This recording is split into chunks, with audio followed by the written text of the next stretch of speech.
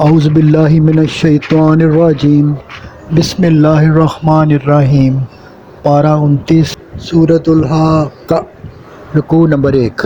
ارشاد ہوا، قیامت نے ضرور آنا ہے، جنہوں نے اسے نہ مانا آخر تباہ ہوئے۔ قوم سمود اور عاد نے انکار کیا تو بے نشان ہو گئے اور انہیں کوئی نہ بچا سکا۔ پھر فرعون اور اس سے پہلوں نے اسے جھٹلایا، اللہ کا حکم نہ مانا تو نافرمان تباہ ہوئے اور فرمانبرداروں کو بچا لیا۔ پھر قیامت کا حال بیان فرمایا۔ ارشاد ہوا، آج یہ دوزخی اپنی بدقسمتی پر روتا ہے۔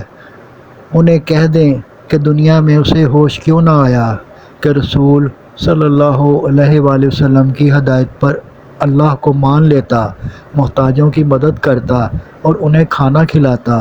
اگر یہ دنیا میں اچھے کام کرتا تو آج اسے بھی نعمتیں ملتی۔ رکوع نمبر 2۔ فرمایا کہ قیامت، حساب کتاب اور جنت دوزخ کی باتیں سنانے والا شخص شاعری نہیں کر رہا، نہ وہ سخن طراز کہن ہے، بلکہ وہ تو اللہ کا رسول صلی اللہ علیہ وآلہ وسلم ہے اور تمہیں خدا کی باتیں سنا رہا ہے جو حق ہیں۔ اس پر یقین کرو، خدا سے ڈرو، اسے جھٹلانے کے حسرت ناک انجام سے بچو اور اپنے رب عظیم کی تسبیح بیان کرو۔ صدق اللہ العظیم۔